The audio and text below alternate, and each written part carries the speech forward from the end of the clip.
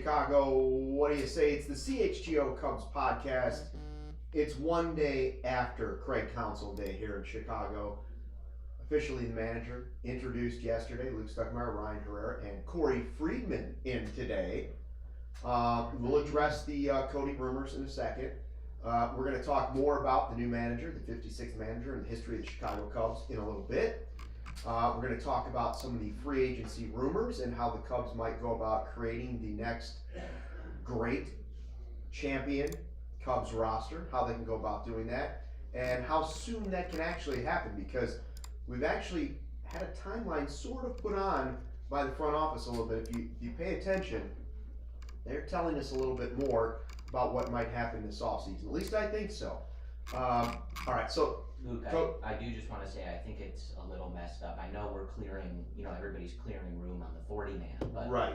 To just, announce that we've cut Cody to make space on the 40-man for Juan Soto live on the air is a little messed up. It's a little messed up, I know. And a lot of people were saying, where are they? They're 4 minutes late, and we're going to blame it on Cody. He's not here, so that's whose fault it is. Show goes off the rails when Cody's not here. Listen, a lot of stuff's been floated on the internet. Why isn't Cody going to be here? Working. Sound isn't working. Hello? It is working. Hello? Barb says this. Barb, turn up the volume. I know. Barb. It's Barb, working. the audio is off. It's working. It says not. For some people, it says they're live, but the mics are not working well. Do we know sign language? This is, They it's are. possible this is I'm Cody. telling someone to steal third. Right. It's working. Audio not working. Yeah. Mic check. 1, 2. Mic check. 1, Should we just 2. we had the whiteboard, right? We should just start writing messages out. Be right back. Mics are weak. Here we go. If I scream into the microphone, can you hear Help me? us. They say the mics aren't working. Everybody in the chat says sounds awful. It's not working. They sound a million miles away. Is Bragg's running the 1s and 2s? Only hear the reverberation of the room. That's actually what's going on. I was listening to it myself. Stop plugged in. I got you. Alright. We got Here we it. go. It'll be good in a second. Check now. How are we now, folks, in the YouTube chat? Hello? Anybody? It's just restart. Yeah, we're going to start all over. Alright. Coming. Alright. Can you hear us? Can you hear us? How about now, Barb? Everybody hear us? Testing. Did we fix it? Did we fix it? Hello, YouTube chat. Hey, Chicago, what do you say? It's the CHGO Cubs Podcast. So here we're, again, for those of you that couldn't hear us a little bit earlier, we're going to run down more on the new, is this your first podcast show? No, it just feels like it sometimes. Yeah, just every once in a while. We're going to go over more on the new manager, 56th manager in the history of the Chicago Cubs, Mr. Craig Counsell, what that role might look like moving forward, how it might impact what they're doing this offseason, how quickly they can turn things around. And we've got some reports and rumors to start to talk about finally in free agency and trade talk and that type of stuff. And then we do want to address the rumors about why Cody's not here. Luke Stuckmeyer, Ryan Herrera, Corey Freedman is not Cody Delmendo. I've been added to the 40-man. Yeah. Added to the 40-man. Clearing space. That is not... Okay, before it gets too out of hand on the internet, listen, this is the deal. At CHGO, we're doing our part to bring in Shohei Ohtani. We have sent Cody out to Japan to personally escort him into the U.S. and over to Wrigley Field. He's basically our messenger. Well, Shohei may already be here, so the fact that Cody actually went to California might... Well, he might be behind. He might show up and not find anybody there. But we said, Cody, go and come back with Shohei. And he grabbed his beer bat and he grabbed his Jordans. Mm-hmm. And we'll see when we, hopefully Cody will show up again. I'm curious if our YouTube chat thinks that Shohei being granted an audience exclusively with Cody is helping or hurting the Cubs. Right, yeah. Chances. How healthy is that for the Cubs' chances? I think helping. It'd be a vibe, that's for sure. And he'd know all about gambling before he got here. That's for before he showed up at the ballpark, he would know about all the over-unders and all those things. All right, so I want to start with some stuff we've seen over the last 24 hours or so. John Morosi is one of the reporters, I think, nationally that's locked in, right? Like, you'll hear different reporters, and sometimes I believe this stuff. Sometimes I think this reporter's being used, maybe or not. Morosi's not one of those guys. Like, when John Morosi tells you something, I generally take it as close to fact as possible. He is really locked in and really does a great job. Now, he was on MLB Network recently, and he posted this clip on his social media page on Twitter or X or whatever the heck you want to call it. And the topic was Cody Bellinger, okay? And so we're waiting to see. We've often said that Bellinger may take a little while because of his agent, right? Potentially, yeah. So, Sarah, do you have this clip from Morosi talking about Bellinger and how that may unfold? All right, this is John Morosi from MLB Network, and he posted this clip to his social media page. This is him on Cody Bellinger.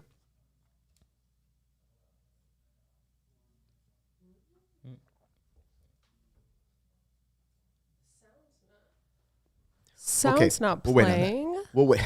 We'll wait on that. There we go. Sorry, guys. Oh, here it is. Here it is. There Hold it on. is. Here it is. Here it is. Your side. How likely is a reunion there? Where will his suitors be? Lauren, it's possible. I do think the Cubs have other priorities, and for that reason, it's probably a group of 3 teams that we would describe as the most serious suitors right now for Cody Bellinger. Bob Nightingale reporting recently, Cubs, Yankees, Giants. And we can understand the rationale for both the Yankees and Giants to be involved as well. The Yankees, surprisingly, Lauren, a dearth of left-handed power for them during the course of this season and even going back to last year. And then the Giants, for a long time, they've been finishing second or third on a lot of top free agents. You look at what Bellinger's been able to do, cutting down on his strikeout rate. The home run power was there for him, the 26 homers this year, a 307 average. Bellinger, to me, you'd sort of set Ohtani aside. He's such a unique player. Aside from Ohtani, Bellinger is the best position player out there right now, partially because of his productivity, partially because he can play infield or outfield. And for a team like the Yankees, that you're wondering where is the production coming from aside from Aaron Judge, I believe the Yankees will be in there until the very end on Bellinger this offseason. Is Cody or Juan Soto more of a priority for the Yankees, or is that an impossible question? I would say Bellinger, Lauren, because with Bellinger right now, it is a free agent contract to where if you sign him, he's yours, presumably for the long term, whereas Soto is just 1 year, and then you hope to find a way to get him extended. But it's a great question, Lauren. I would say Bellinger, the higher priority. Okay, Yankee fans crossing their fingers that both JP.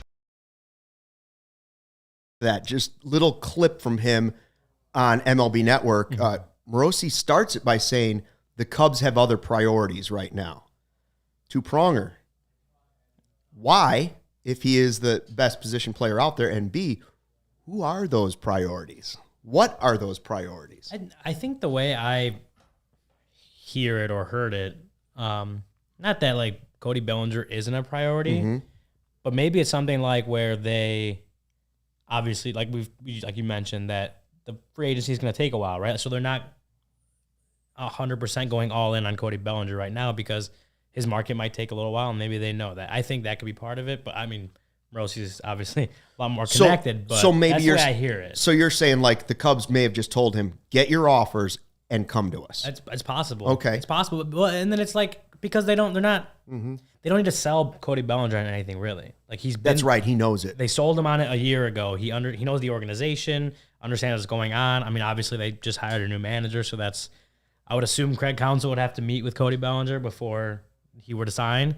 But like they're not like these other teams selling themselves and the organization or Cody Bellinger on themselves and the organization. The Cubs have already done that. He knows what they're bringing, so I don't think they have to like lock down a meeting anytime soon or any of that. It could be where it's like hey, like you know what we're about. We want you back. Go talk to who you need to talk to and keep us in the loop. It could be that. I don't think that's a crazy scenario. But that maybe is a partial explanation for like why not a priority is worded the way it is, because they're just not aggressively going after him right now. That could be it. I think that's definitely part of it. I think you guys are right. Like he knows what they're about. Of course, he'd have to talk to Craig Counsell, but I don't think them bringing in a guy who might win the Manager of the Year award, in 6 hours is going to dissuade Cody Bellinger from coming back here. And I think the key to, him not necessarily being the priority is I think we've heard the Cubs' name getting tossed around in bigger fish, right? Like, I don't think you have to believe that they're going to get Shohei Ohtani, but there's legitimate, reporting and detailing to the fact that they are going to try, right? They're going to speak to him. They're going to submit an offer. They're going to try to court him. Maybe they're in on something like Juan Soto too, or Pete Alonso, some of these other trades that we've heard about. And I think you'd have to, especially on Ohtani, right? You'd have to, I think, have an idea of the direction that was going before you're doing anything else. That is going to be a massive deal, a franchise transforming deal for any team that does it. And I think if you're in on that, until you know you're not doing that, I'm not sure how much other movement you can really be doing, right? Like, even if Jed has this clear plan, like if you're going to give out a, $500 million contract, like you kind of need to know that first. I would say that's probably true of any franchise here, especially not so much on those smaller deals, right? But as it relates to Bellinger, someone who, depending on which projections you're looking at, you're talking about potentially north of $200 million, right? I think deals like that don't necessarily hinge on Ohtani. They don't necessarily have to wait for Ohtani, but that's a huge factor. And if Jed Hoyer is going to be in on that, then Bellinger's not going to be priority number one because there's some pretty massive things potentially going on. It does make it an interesting way of attacking this for different teams, right? As Corey mentions, if you're spending $500 million or whatever the number is around there, do you prioritize that, or do you just say, listen, this is the long shot, and if we get him after we make our pitch, like, are some teams going to say, listen, we can add Bellinger or whoever the other players might be, and then it's gravy if we get this magical unicorn in Shohei Ohtani. But boy, that's a lot of money that you've just spent. To me, if the most likely scenario for the Cubs, knowing the Cubs, is that they will wait to see what happens with Ohtani. Now, we may see Ohtani be the first big name off the board just for that reason, because some of these teams, whether it's the Dodgers or whoever, may wait because he's such a special player to see where that falls first. Well, and I right? think, like last year was sort of the Judge thing. People were waiting to see where's Aaron Judge and where's Correa going to go. And you waited for those two names to fall before the other serious big names were going to come off the board. I'll be curious to see which teams take that path again this year. And I think two things that come to mind on this. The first is, like, with Shohei, as I think everybody's talked about, like, that is going to make an organization a lot of money. It's going to be a huge check, but I think that changes the way, like, if they land him, I think that's changing the way the Cubs are operating, because you're probably selling a jersey patch to a Japanese-based company. You're selling TV rights. Your books, your financial books are looking very different when you're projecting out if Ohtani's here.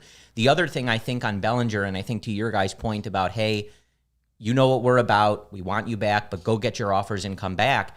I think with Bellinger, I believe this, like, if the Yankees really want him or the Giants really want him and things start getting toward that, let's say, 8 or 9 or 10 years, $200+ million, if that's what Cody and his team come back with, I think Jed's going to say, congrats, this worked out for everybody, best of luck in New York. So I think that would inform it as well. Like, I don't think they want to get into a bidding war. And if the offers get to that kind of top tier of those projections, I don't really think there's much that Jed is going to think about. I'm like, I never like to be certain of this stuff, but like, if Cody Bellinger gets a 10-year, $250 million offer, I can almost promise you that will not be from the Chicago Cubs. So I think it's a situation where they know there's interest, they know they want him. If these other teams want to get crazy and they want him more, then they'll bid him farewell. If he comes back and it's, say, 6 years, like some of those projections, 150, 170, something in that range, then I think Jed says, okay, cool, let's chat about this. Now I am willing to kind of outbid somebody. So I think that also I think they have clarity on what they're willing to do for Cody, and I think that's why they're not pressing this first, if that report is true. Yeah, I think that's where I keep coming back to. It's not that he's not a priority for the team, or not a. It's not that re-signing Cody Bellinger is not a priority for the Cubs. It's that I keep coming back to, like, they don't have to aggressively pursue him right now. They can wait because he knows he enjoyed his time in Chicago, even if it was only for a year. And yes, he's probably going to go to whoever gives him the most money. But I think if the Cubs are willing to meet that, like, they don't have to sell him on the team any more than they already have. And so, as long as the Cubs can pony up, they have a good shot. And now, while other teams are doing the courting for Cody Bellinger, if they're doing it right now, the Cubs can look at other places. They could look at what Ohtani and talk to him and see what he wants, or whoever it is, right? They could talk to the Padres about trading for Juan Soto, because those are new conversations they would have to be having. The conversations with Cody go back a year ago. So that's where I keep coming back to, is they don't have to make him a priority, quote unquote, right now, because he knows what they're coming at him with. It's interesting. You know, he mentions the Giants and Yankees. Well, those are deep pockets, just like the Cubs should have deep pockets. But the one thing I hope the Cubs aren't doing when he says they have other priorities, and I completely understand what you're saying, Ryan. I hope that they still, even though they know him and he knows them after a season together, I hope they're still pitching him like they would any other free agent. You know what I mean? Sure. He may not have to fly in for the, hey, this is Wrigley Field and this is what your name would look up on the scoreboard and this, but put together some sort of package that is on par with whatever the Yankees and the Giants and the Dodgers may do. Like, don't just assume that if you're really interested in the guy and you hope that could work out down the road, even after whatever you find out with Ohtani, don't, for lack of a better term, don't half-ass the presentation. Yeah. Well, and that I have a lot of faith in. I think they sold Craig Counsell on the vision, right? And I think even over the years, dating dating back to Theo, obviously he's not with the organization anymore, but I think even dating back to him, we've heard a lot from players, especially those like shorter-term relievers and things like that, that the Cubs treated them well. They treated their family well. They provided them with a clear opportunity. They had clarity on, the vision for themselves as a player, but also the team, which isn't necessarily the case everywhere. It doesn't mean that everybody speaks glowingly of their Cubs experience, but the vast majority seem to really speak highly of how they're treated, how their family's treated. And I think, if anything, we can expect them to do that. I think that they've shown that they understand that. And as far as their presentation skills, they seem to get very high reviews, right? Like, John Lester spoke a lot about the presentation that was given to him that convinced him to come instead of going to San Francisco. There was reports that Shohei Ohtani was blown away by their presentation. Again, these are all Theo, but Jed was there, right? And we only continue to have that evidence from some of these, relievers that have come over and ended up getting traded. A guy like David Robertson, right? Like, spoke very highly. He's been with a lot of organizations. He spoke very highly of the Chicago Cubs. So I think as far as how they'll treat Bellinger and manicure that process, I do trust them with that. I think with, Bellinger in particular, I do just think it comes down to, like, you see their name in so many rumors, right? They're connected to Yamamoto, the starting pitcher from Japan. They're connected to some relievers out of Japan. They're in the Juan Soto rumors. They're in Shohei Ohtani rumors, right? Like, so I think the thing for Jed is, if you are in conversations with the Padres and an offer becomes clear that you're like, man, I'm totally doing this. We're shipping these players out. We're getting Juan Soto for a year. That will affect how you're building the rest of this roster. If you get the sense when you have an audience with Shohei Ohtani that, hey, this is really possible, it changes things. And I think the Craig Counsell thing is a good example, not only from how they convince people on the vision, but how, sometimes you have a plan, and in this game, in professional sports, things change, right? Yeah. They were going to bring David Ross as the manager. He was going to be the manager. They were announcing coaching changes to David Ross's staff, a day before the decision was made? And then he has an audience with Craig Counsell, and he said this in those interviews. It became clear this was possible, so I talk to Tom and yada, yada, yada. We have a new manager, right? So I think that's the thing with Bellinger is like if some of these things materialize, that would affect how you're building the team. You only have so many positions for people to play. You only have so much money. So I don't think they're not interested, but there is a lot in play right now. And unless that decision needs to be made tomorrow, I don't think that Jed is in any rush to make that decision. Yeah.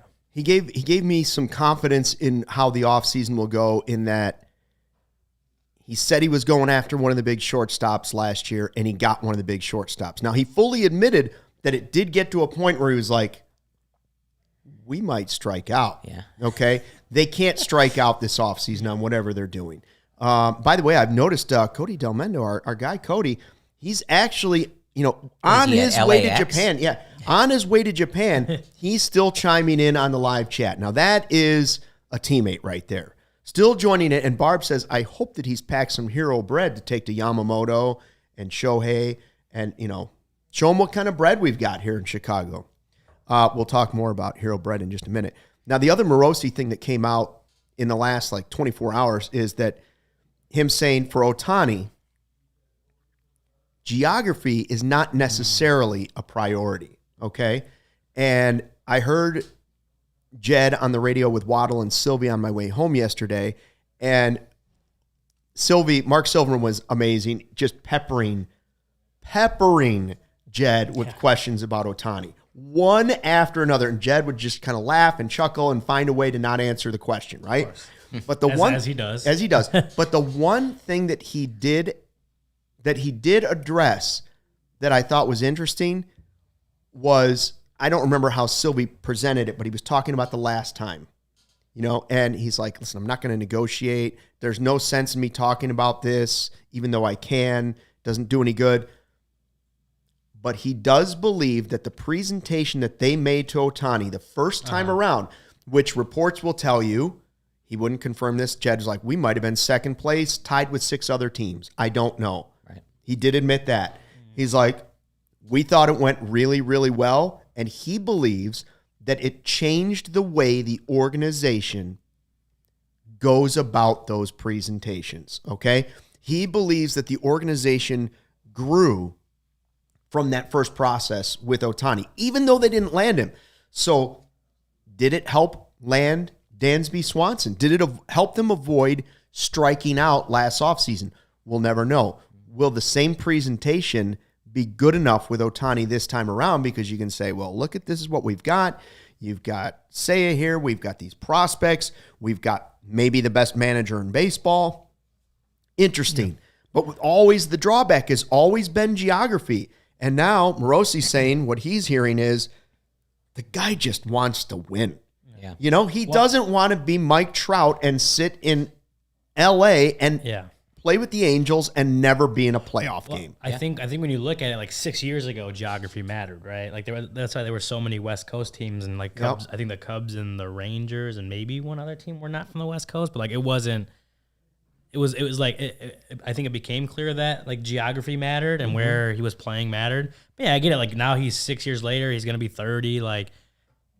He wants to win. He's gonna get paid a lot of money, but make a legacy. He wants to win. And one thing that had been said about the last time the Cubs courted Ohtani was that the DH didn't exist in the National League, and Ohtani. He still wanted to do both at the time, obviously. He wanted to pitch and he wanted to hit. And one way that AL teams had an advantage was hey, we can pitch and you can DH, right? That was a way for AL teams to be able to sell themselves on Ohtani. It's hey, we have an available spot where you only have to worry about hitting. Now that's obviously not a disadvantage anymore. That's not a hurdle that the NL teams have to come across. So not just the Cubs, but any NL team. Right. They don't have to go across it and try to figure out how to sell them on a non-designated hitter league. So I think those two things are I don't think geography matters as much, and according to reports, it doesn't to Ohtani. And the fact that now every team in the majors has a designated hitter spot, I think those are hurdles that the Cubs obviously don't have to clear anymore. And so maybe they do have a little more of a leg up on potentially signing Ohtani if they're willing to pay for it, right? Depending on what they're willing to pay for, because I think with the injury, we have no idea what like the ranges of contracts potentially Sure. for Ohtani have like I've seen so many different ones. I've seen short term, long term, a little higher AAV, a little lower AAV, incentives built in, right? Like so, we have no idea what this contract is going to look like for Ohtani and what the Cubs are willing to go to get him.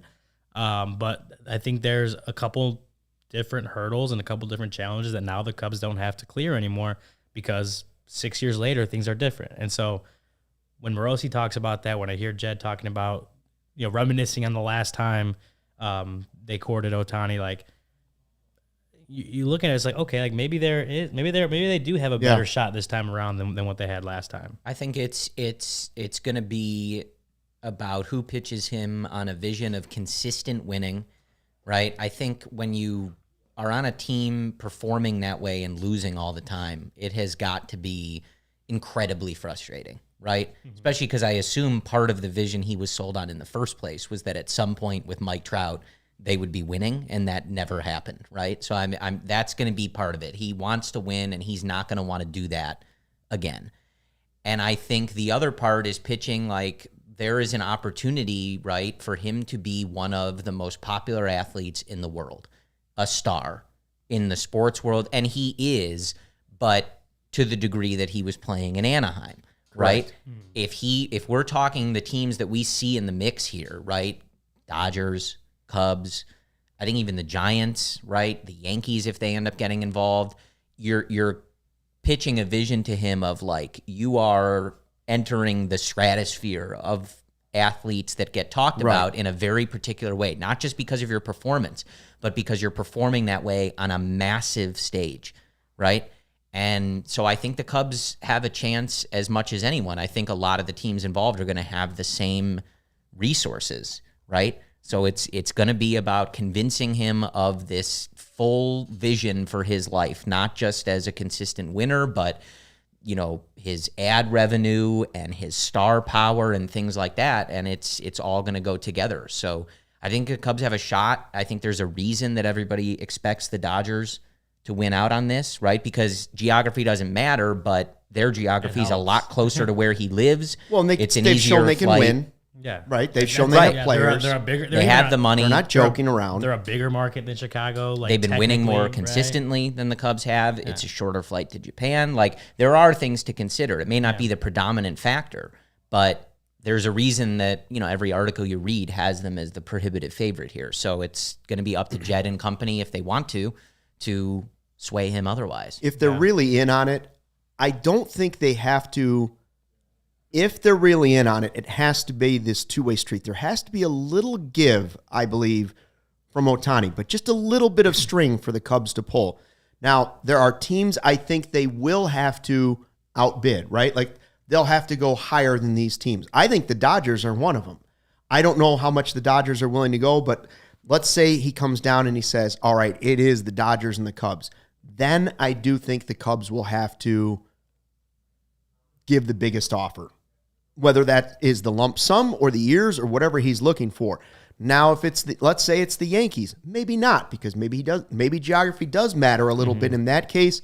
Maybe the pull of San Francisco is maybe not enough. Maybe he looks at it and says, I could really build my image in Chicago. I like what I hear from Seiya. I like what I see there. I liked what I saw the first time, the sunshine, the ivy, all of it.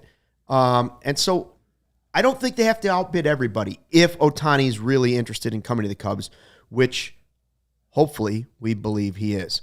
I got to tell you guys, before we go any further, about something that may have changed my life. Last night, it happened, okay? Hero Bread. We do this, we talk about our partners, Hero Bread, every once in a while, and I'll be like, yeah, it's light, it's fluffy, it's flaky. Hold on a second, guys. You know what I tried last night? I put together what I'm going to tell you is the greatest chicken wrap in the history of chicken wraps, okay? I took the Hero brand tortillas and I put a little, I grilled up a little, sauteed a little chicken breast, right? Sliced it up, a little turkey bacon, little avocado, and then the secret ingredient, a little drizzle of honey over the top for a little sweetness on there, all right? Rolled that up in the old Hero tortilla,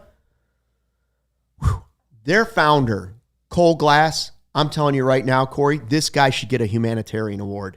What he has done has changed my life. He is changing lives around the world. He set out and he said, you know what? All these carby things that we love to eat, I want to make them so they're just a little bit better, right? A little more fiber for you, a little less carbs for you, a little more protein for you. And the way he started doing it was he made over 100 muffins per day before he found the perfect way to make muffins fitting an allergy constraint. All of a sudden, he develops that into this brand, Hero Bread. These tortillas, light, fluffy, less carbs, more protein, more fiber. Can't beat that. Listen, you're going to go, Barb, try that recipe tonight. Going to change your lifestyle. Grilled chicken, Can't beat that. honey, turkey bacon, avocado. That's all I'm going to say. And then try the bread because it is light and fluffy and ultra low carbs as well. Right now, Hero Bread is offering CHGO's family 10% off their first order. Just go to hero.co, and use the code CHGO to save on Hero Bread today. That's hero.co to save 10% today. And I just want to say a personal Cole Glass humanitarian award. Put it out there. I don't know. What did Ernie nomination? What did Ernie Banks get from the president? The Medal of Freedom. That's what he deserves. That's what he deserves. I gotta say, Luke, I agree with you about the bread and the tortillas, but you're breaking our friend Charlie, the bacon guy's heart here with the turkey bacon. I didn't have any. Don't get me wrong. The turkey bacon jam would be in there, but I didn't have any last night. Tough. Oh, I see. Yeah, Charlie the bacon guys are in the chat right now. Listen, you cut corners sometimes. Excuse me. Oh wow! I don't know. I got choked up. I feel bad breaking the heart of Charlie the bacon guy.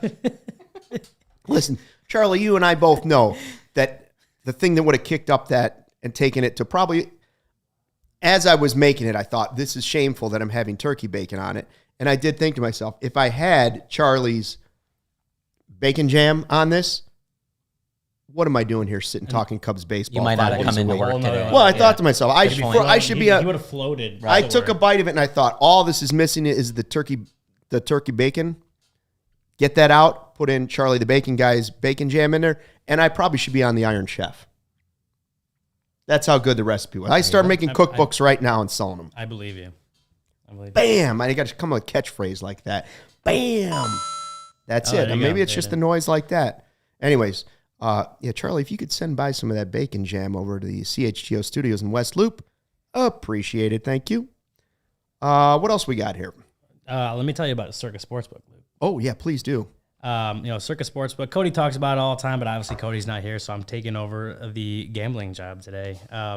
We love Circa Sportsbook. Has tight money line splits than the low hold model. Games will strive to be a -110 split on the Circa Sportsbook menu, unlike other sportsbooks, which may use -115 or -120 splits. So, I don't know. I mean, go look on Circa Sportsbook. You want to check out the Missouri Tigers line for Saturday? You might want to look it up because it's going to be great. Circa Sports keeps as little money as possible on large market bets, especially compared to other books. Has high app limits and transparency. Circa Sportsbook does not limit players based on their winnings. Every player has the same limits, unlike other books who do limit winning players. However, Circa Sportsbook does encourage bettors to download and explore all sports betting apps available and compare the lines from each sportsbook. And Cody loves this. I love it too. Circa customer service. There are real people behind the Circa Sports brand who resolve issues in a timely fashion. Unlike other books who use chatbots, all aspects of the app are being run by the same team that runs the main Circa Sportsbook at Circa Resort and Casino in Las Vegas. Download the Circa Sports Illinois app at circasports.com/Illinois-app to sign up today. Also be on the lookout for Circa events, watch parties, and tailgates. If you or someone you know may have a problem with gambling, call 1-800-GAMBLER, text GAMB to 833-234, or visit areyoureallywinning.com. If I'm not mistaken, our Bears watch party was a Circa event, right? Yeah. Brian Urlacher all hung out together. That's right. And he made fun of some of Bragg's comments. Yeah, he did. Which was hurtful. I thought it was funny. It was funny. Cody's saying hammer the over for both Maction games tonight. Would you please stay on task? Cody's worrying about Maction games tonight. Like, I understand it. It's Does Circa. the three of us know what that means? I know what I know what it means. I know what it means. He's thinking about, he's gonna again show Shohei how to work the apps and the Circa Sportsbook and stuff. But we probably, I feel like we failed already. We should have sent some of the bacon jam with him. It's true. Probably should have sent some of the bacon jam and the Hero Breads. Just everything that could have sold. Everything that could have sold. And Shady Rays. I believe he packed the Shady Rays, all the different styles, but we'll see how that goes. You're going to need them in California for sure. All right, so 56th manager in the history of the Cubs is Mr. Craig Counsell. He said a lot of stuff that's interesting that we didn't get to yesterday. One of them was he said you can get into a lot of trouble in free agency. He doesn't want the Cubs to go reckless. Again, I wouldn't say whatever you spend on Shohei Ohtani is reckless. It would be transformational, right? Like transforming. So don't mistake the two things. What becomes reckless is when you start giving out huge contracts to people that don't deserve it and won't earn it. That's where the problem comes in. And he went about saying another interesting thing. Don't count on things that happened in 23 to happen again. What do you think he meant by that? I think when you look at it, it's like every year is different, right? The teams change even a little bit. Teams are a little different. Guys have, better years in one year than they do the next year or vice versa, right? So it's like not everything from 2023 will happen as it did for 2024. And I actually, I wrote a Cubs diehard mailbag earlier this morning. Oh, hey-o. And one of the questions was like, what do you expect Craig Counsell to like bring differently to the manager's seat? And I said, well, with Milwaukee, obviously like his Pythagorean record compared to his actual record was like a plus 20 over the last 7 years and like a plus 6 over the last 4. Like the Cubs, so like in the last 4 years, but the Brewers were plus 6, whereas the Cubs were about -2. Especially after this season, they were -7. So it's like, yeah, like that tells part of the story. And like his record in one-run games is very high compared to other managers, especially like David Ross's Cubs teams, right? So like that tells a little bit of the story, but does it also bring in the context of like 2 of those years were rebuild years for the Cubs, and Milwaukee always had better bullpens that allowed them to hold one-run leads or close leads in those games, right? So you look at all these things that Craig Counsell has done in the past, and like there's a reason he's a very well-respected manager because he does it. He gets things done. He gets a lot out of his, he got a lot more out of his Milwaukee teams than probably what would have been expected preseason. However, like the situation has changed now. He's not in Milwaukee anymore. He's in Chicago. He's with a different team. Like things change. The players he has have changed. The player performances may change this next season. So I think when he says that, it's like you just can't count on everything to be the same. Like obviously they have to set the tone. They have to do things right. They have to get the right players. He has to make the right decisions. Like it's on them to do it. They can do it again, but to sit here and say like, oh, the Cubs have Craig Counsell now, you give him the exact same roster next season, he's going to have 5 more wins. Like you can't count on that. You may not have Bellinger. Yeah, but even if they did, right? Even if you gave him the exact same, still would be different. 2023 roster in 2024, things may change. You can't just assume that he's going to win.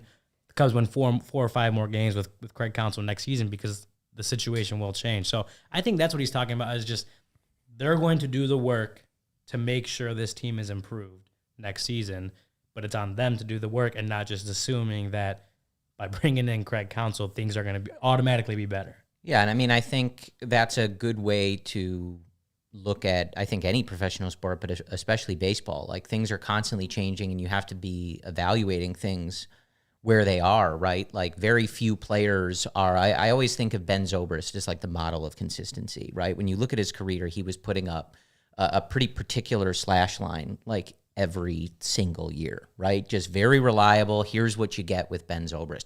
Not everybody's like that, right? You look at the Cubs, even in particular, Yan Gomes, obviously in his mid-30s, is he as productive as he was last year? Does he keep that up? You don't know. You have to be, ready and evaluate Miguel Amaya properly, evaluate the rest of your organizational catcher depth properly.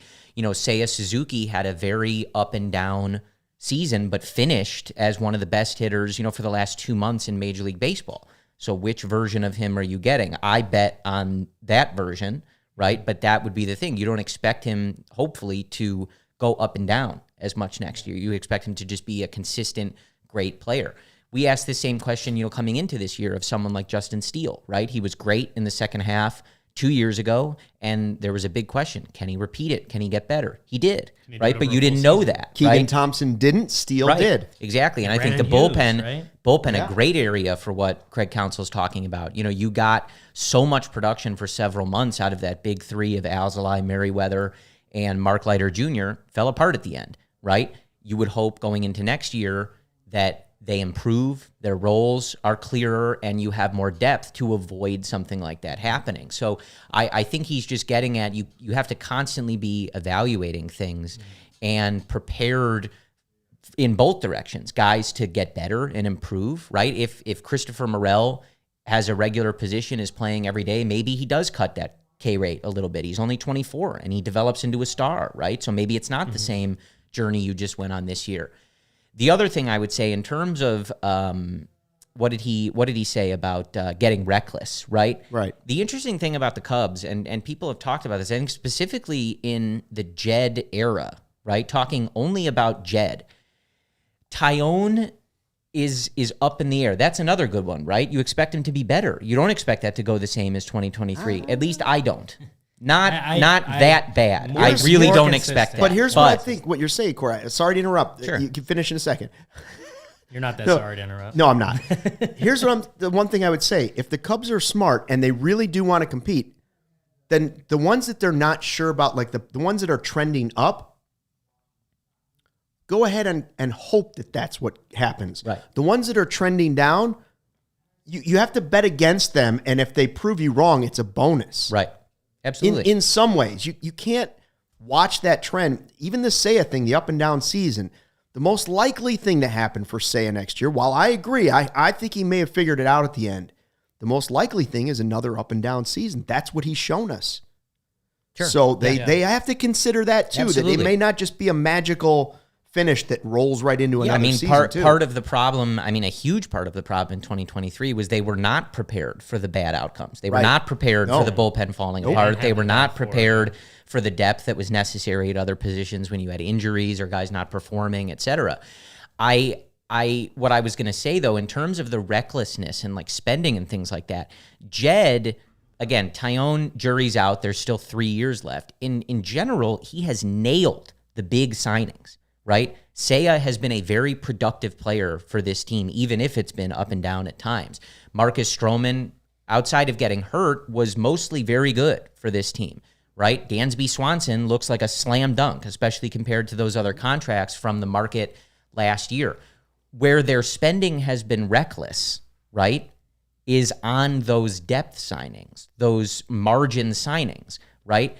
Reckless to me is not spending $500 million on Shohei Ohtani. That'll make them money in the long run. Thank you. Reckless is that for 2024, you're paying Tucker Barnhart and Trey Mancini to not be here. Correct. That's reckless. About 10 million combined, right? something like that. If you're using the luxury tax, which I believe the organization is, whichever threshold as some sort of a threshold, then that's where the reckless money is being spent on guys you're paying to go away. That's where they need to get better. They need stars, absolutely, right? 100%. It's not even a consideration. You need to be landing stars. This team has to go to that next level. But in terms of recklessness, it's exactly that. Your plan for if Matt Mervis didn't work out at first base was 2 washed up guys, one you didn't pay anything for, and one you paid a decent amount of money for. That's reckless. You did not have a good backup plan for that. You did not have a good backup plan for your bullpen. That's where they were reckless, not in the bigger signings. The bigger signings, Jed has actually done a really good job. If Taillon turns it around, I think his record is perfect with what you would consider like a big signing. Since Jed's right? taking charge. It's not a not a massive signing though, right? Like it's still not really Taillon? Dansby is I'm just talking about in terms of like real money. That you're agreed. getting, right? Yeah. Well, and then so kind of putting both those things together, it's like what Craig Counsell had meant, kind of saying like don't expect 23, like the things that happened last year to happen again. I think that also ties into free agency, and that, like, just because, and this is something that he said, is like, just because you have, like, it can get you in a little bit of trouble if you, like, free agency. Like, it can't be the only way you build the roster, because, I mean, look at the Padres. The Padres were a playoff team 2 years ago, then kept spending money, and then they missed the playoffs this year. Like, they were below the Cubs in the standings, I want to say. So just because you go out and spend a bunch of money in free agency, even if the moves look great, like, you can't expect that everything else stays the same from the year prior and all you're doing is adding good players, right? Like, things are going to change even if you are spending money in free agency. Like, the things that you already have, like, the situations are going to change. That's just how baseball and just sports in general works. So you can't just rely on spending in free agency, whether that's, continuing to develop the prospects they got in their top 5 farm system, or making a trade, or whatever it is, going out and signing the marginal players, but the right marginal players. Whether all that is going to tie together in what needs to be a good building of the roster for next season. So, like, free agency itself can get you into trouble, but if you make the right signings, which, you can't predict it for sure, but if you make the right signings and do the other things to build the roster the right way, then you definitely have a little more hope that you're just better off than what you were in 23, but even then you still can't always assume it. But if you do the right things, you give yourself a better shot at being better. They hit big on Bellinger, right? Like, we know that was the one off-season move that they hit last year. Well, Bellinger and Dansby, in my opinion, both were grade A off-season moves last year. The rest of them, a lot of them, were questionable. Not all of them, but some of the bigger money ones were questionable. You're not going to hit on every move in free agency. You're not in any sport. That's why players are free agents a lot of times, because one team has decided either we can't do it, or the player's seeking more money that they think may not be worth it, or sometimes it's a reason that the player just wants a different team. Okay, but generally there's some sort of flaw that makes that player at least a little bit of a risk factor. Bellinger was a risk factor, obviously. The Cubs, he still has them. Yeah, he still is. He still has the same, maybe not the same exact risks that he had last offseason when the Cubs gave him the 1-year deal, but there is the possibility of what Counsell is talking about. Don't assume that Bellinger is necessarily the same guy again next year. He could go back closer to the guy that was struggling a little bit in between. You got to hit in like 80% of your free agent moves. You have to be better than 50%. You can't be rolling the dice, and you can't be signing Marlon Byrd and Jock Jones and whoever the pitcher was. You can't start spending stupid money. Like, to me, the Milton Bradley one back in the day was one of the dumbest ones ever, because it was $30 million for a guy that nobody else was bidding on. And it was like, who are they outbidding here? You could have offered him $5 million. And so I think this front office at least understands throwing money at the problem doesn't necessarily solve it. Now, throwing the money at Shohei Ohtani, I don't see as a mistake. No, it's a completely different thing. The value he would make this franchise is a no-brainer. And they must know that, and that's why they're trying. Yeah. I would add, too, I think we have like 200 people watching in the live chat. If you wouldn't mind hitting that thumbs up, helps us out. We appreciate that. What I would say, too, in like getting to our poll question, and I think like the title of the show, right? Like, in terms of, is it a 1-year fix or whatever? I'm looking at things now. Like, you signed Craig Counsell to a particular contract.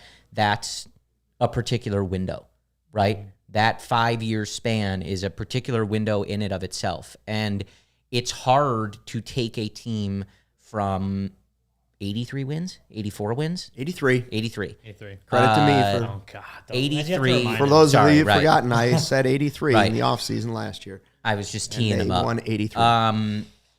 When you look at it's hard to take a team from that to absolute juggernaut, this is the best team in baseball status, because that's a process that takes a long time, and there's a lot involved in that. But I think as they attack this, it's about how are you putting your best foot forward in each of these next 5 years.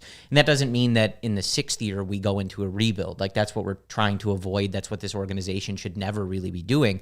But you're paying a lot of money for a big-time manager in this position, and it's a certain number of years, right? So I think you look at each of these as opportunities to win. Some of them are going to be better opportunities, easier to move yourself from contender to favorite, let's call it. Some of them, it's going to be a little harder. And I think in this one, they have a lot of talent to replace that went out the door. They have some questions to answer. They absolutely need to reach the point that they are, without question, the favorite in this division. That's like bare minimum for this offseason. If they are not looked at roster-wise as the prohibitive favorite to win the NL Central, we've failed somewhere along the way, right? But they should be going above that. But I think in some of those comments, it's like they don't have to push every chip they have in to win in 2024. I don't think that's... So you're okay with that? If that's what they're saying, you're okay with them saying, Jed has said multiple times, it's not a one-year fix. Yeah. My only hesitation in it is it hasn't been a one-year process. Right? Sure. Like he's already there. I do feel like they've sped up the process a little bit with the signing of Dansby, but let's not forget, like, the winning hasn't happened for a while. So absolutely, it's tough to hear as a fan. It's not a one-year fix because we haven't had a playoff team in way more than 1 year. Yeah, I don't read that 1 as years. I think potentially negatively as you could. I think they have also said a lot that hints that they are aware that last year was not good enough. Just competing loosely for the last playoff spot is not good enough. Missing the playoffs is not good enough. And I think they understand that they have work to do to get them in a better position. I am okay with that. I'm also okay understanding, like, I don't necessarily expect to exit this offseason with people thinking the Cubs have a better roster on paper than, like, the Atlanta Braves. That would take a ton of work. As always, I wish they spent $500 million, right? Like, and just, blew everybody out of the water every year. Sure, that's not realistic. They're not going to do that. Clearly right? the best roster in the division. Yes, so I think can't be anything less than that. I think both of these things can be true. I don't think they're mutually exclusive. So I didn't take that as like, yeah, we haven't won in a while, but we're just starting the process now. I don't think that's what's meant by that. I think what's meant is we're going to improve. We know we have to be better and put ourselves in a much better position roster-wise. Can we get to being the absolute best team in baseball? I think they'll try, right? They're going to make moves that are going to get them in that direction. But I think it's just being realistic. It is very difficult. And also, as we know, right, you do not need to be the best team in baseball on paper in February of 2024 to win the World Series in 2024. So I think all of these things go hand in hand. I'm not particularly worried about that. I think they aim to get there during Counsell's tenure and stay there for as much of it as they can. Can they do it in the next 4 months? Probably not, but that doesn't mean they can't put a very good team, if not great team, on the field next year. One thing, I see David Snyder in the chat talking about, hey, they need 2 of these 4 guys, Alonso, Bellinger, Soto, Ohtani. Here's what I would say. And what he's saying, 2 of those guys plus 2 quality starters. Okay, and Yamamoto and maybe Hader. So now we've had the perfect offseason. There you go. In the greatest one in the history of baseball. Send it to David, Jed. what I would say is one thing I don't want to see the Cubs do is overspend for a closer. I don't think, I know that the godfather of CHGO, Michael Collada, is going to say they don't have a closer. But I would rather see them get some reliable arms. Look at the arms that the Diamondbacks were using in the postseason, okay? And I know you can't count on all the young guys to do it, but you can stockpile some arms in a way, better arms than what they had last year, smarter arms than what they had last year. But I don't want them to try and just fix it with some large number on a reliever because I think bullpens are, exactly what Craig Counsell was talking about when he said, don't count on next year. Even though Hader is a great reliever,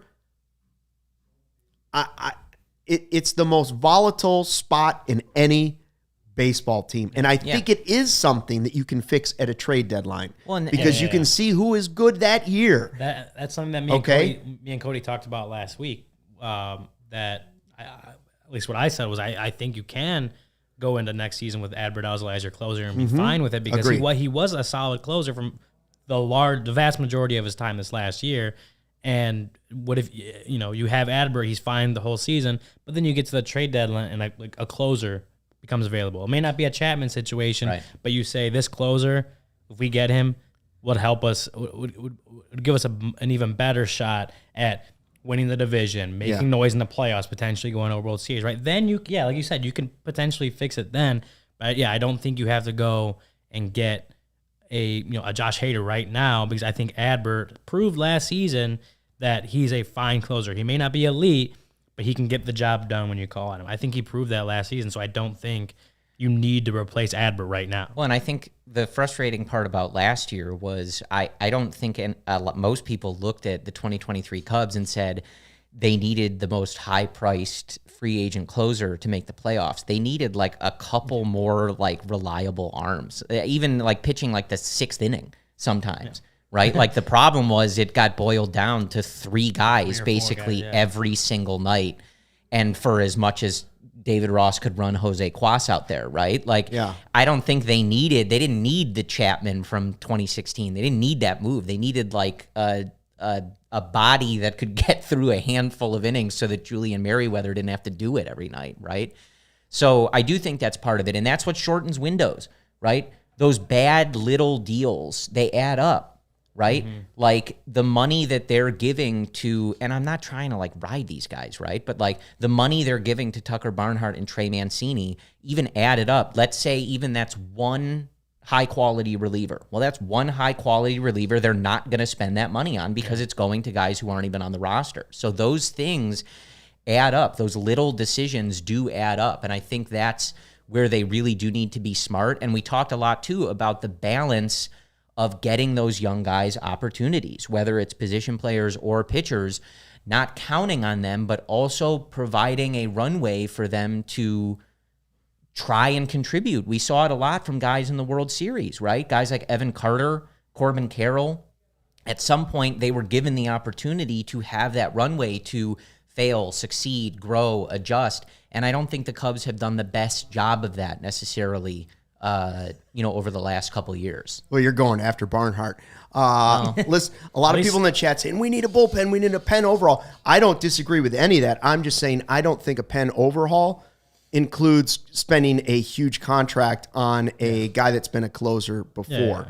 Right. And I've seen Eva Wax mentioning Liam Hendricks. I don't know what the deal would be, but maybe coming off his health concerns that he's had, maybe that's something that might be a guy that you might get cheaper and for a year or two. Like, okay, different story. I don't think Liam Hendricks is even going to pitch next year. Right. So, but he might be a guy that you might be able to get in a Ryan Dempster where you sign him, you pay him for a year, a little bit of money, and then the next year you get the benefits of having really good Liam Hendricks on your team. Well, and the bullpen, too, is a particular area. Like, you can't just give Craig Counsell nothing, right? Like, I don't think he could have worked necessarily magic with what he was given last year, but you hire him to get the most out of those things, right? Yeah. So as long as you are able to provide a more useful group than you did last year, reliable, durable, right, and kind of planning for all those sort of unknowns, right? Craig Counsell should be able to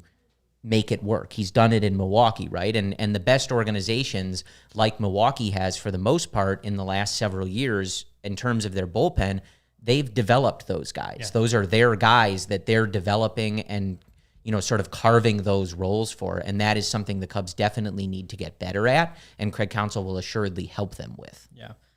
Luke, I want to tell you about Goose Island, Thank you, real quick, Zach in the chat keeps saying I'm wearing White Sox gear. This is just CHGO gear, man. CHGO is good for everyone. CHGO. Every piece of CHGO merch, great for anyone.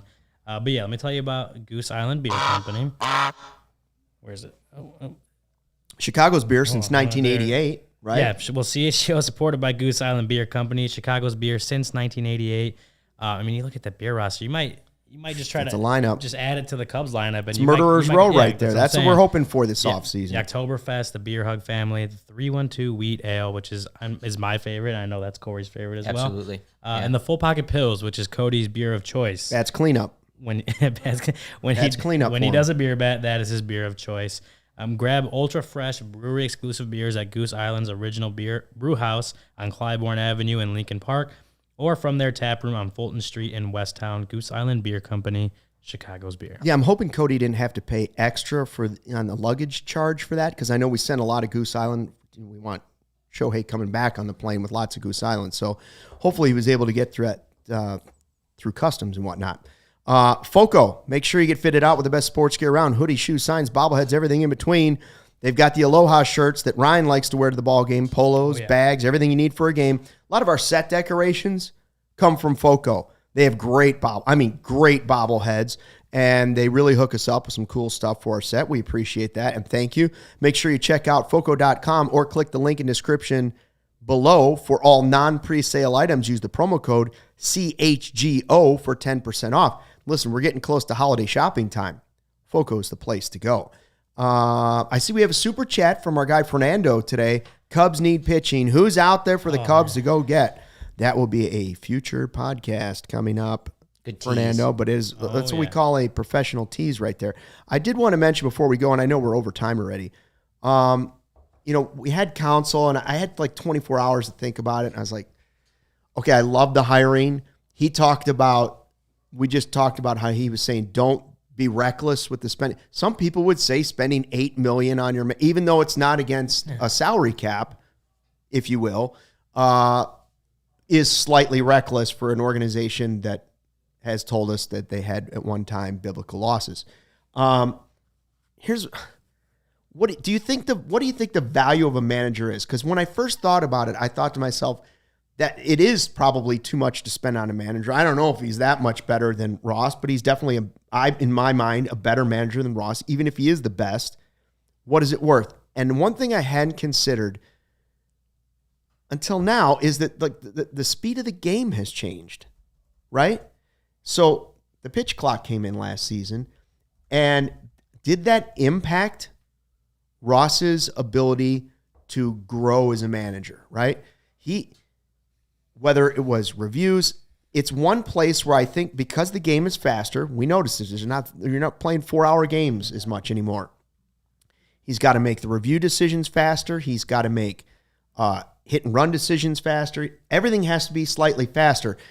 I think when you have a manager, and I came up with this morning, I was thinking it might be another way in that Counsell could give the Cubs an advantage. If he is a sharper mind because he's done it for more years than David Ross, the game has sped up, and a guy like Counsell would be more likely to handle that. Is that a crazy thought? I think I kind of disagree with you. I think that if we're looking at it last season, I would be more in agreement. I do think just obviously the more the guys go on and the rules are the rules, then everyone's going to get used to it and figure it out. Right. I mean, maybe even this season, like Craig Counsell, in that sense, would have been better than David Ross. Maybe even next season too. But there's more strategy also because of the way the game changed with the stolen bases and all of it changed. Yeah, I'm not completely disagreeing. I think the longer the rules are the rules, the less like that may have an effect, and maybe like the effect of that make it a little smaller and smaller. But I mean, in a sense, yeah, I agree. Like just having the experience in the in-game managerial experience, I think that could be valid. Right now, obviously last season, and maybe the next couple years going forward. But yeah, what I'm saying is I agree, but I do think that may diminish in a little just the longer that the rules. The are more around. experience Ross would get, it would get better. I just think maybe Counsell is able to slow the game at this point in his career. Counsell may be able to slow that game down in the dugout a little bit. Yeah, I can agree with that. Better. I don't just say this because he's the Cubs manager now, but I think Craig Counsell does laps around David Ross. I think if they met in a playoff series, he would pants him. And handsome. Yes, absolutely. I think if we're talking those little matchup decisions, I mean, the amount of times that David Ross, had sluggers bunting or losing the DH because of various decisions he was making, Craig Counsell's taken him to the cleaners. I really genuinely believe that. That's not what I'm saying. But to answer your original question about the value, at times, right, if you're looking at stuff on FanGraphs, a 1 win above replacement has been worth $8 or $9 million, right? And I think we believe that Craig Counsell is probably winning you a handful of extra games. I think that if you believe there are certain games that David Ross lost just because of his decision making, right? Now, obviously, players have to do their jobs, things like that, right? I think Counsell wins, I don't know how many, a handful, let's call it. Just from better decision making, right? It only had to be 2 to get him in the postseason. No. So I think he does that. So then it's a question of, those wins are extremely valuable, right? Last year, the 1 win was the difference between the Cubs making and not making the playoffs. So whether you're looking at kind of a war value of $8-ish million, you don't have to because he's not a player. But if you think he would have won you a handful more games, which I believe he would have, it's definitely worth the money they're paying. And moreover, especially from this organization, I felt the same when they identified, when they were doing the first rebuild, they identified and Tom spent the money. Theo Epstein is the best at his position in this game, and he is available to us. We are going to pay. We are a big-time organization. We act like it sometimes, Big right? boy pants. Right? And we're going to do that. And I think that this is a similar situation. This is the best in the game. We are a big-time organization, and we're going to act like it and go pay the best in the game. And if it's getting the Cubs to the playoffs more, if it's getting them to the World Series, if it's having them more competitive every year in September, right? That's worth a lot more than $8 million to this organization on an annual basis. So I think it's well worth it if he continues to be the best in the game, which I expect him to be. Yeah, well, just to be clear, I'm not saying Craig Counsell isn't a better manager than David Ross because I believe he is. Agreed. We all do. To what you said, to what you asked, right now I would even agree with that. But I think but it's not even just Ross. Any manager getting experience in this new rule situation, I just think that would, specifically as the rule changes go and speeding up the game, I think that would diminish long run. But right now, I think you're still accurate. Yeah, I don't disagree that he will make better bullpen decisions, in-game decisions, all of those things. I was curious if the slowing down the game that has now sped up was something that we hadn't really considered before. Yeah, I think that's all fair. And, I just think as the bigger part of the conversation, when you get to the playoffs and you're having to make those, and Counsell talked about this, right? Those 52-48 probability decisions. Not always going to be right. I trust him to make the best choice. If you're in the trenches and somebody's got to maintain composure and make those tough decisions, I think Counsell does it better than everybody else.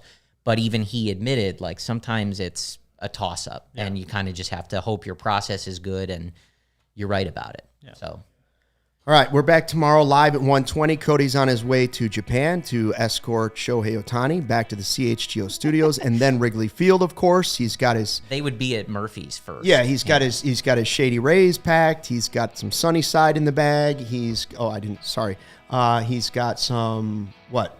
Hero bread. Charlie the Bacon guy, bacon jam in his pockets. Yeah. And he'll be coming home with Shohei.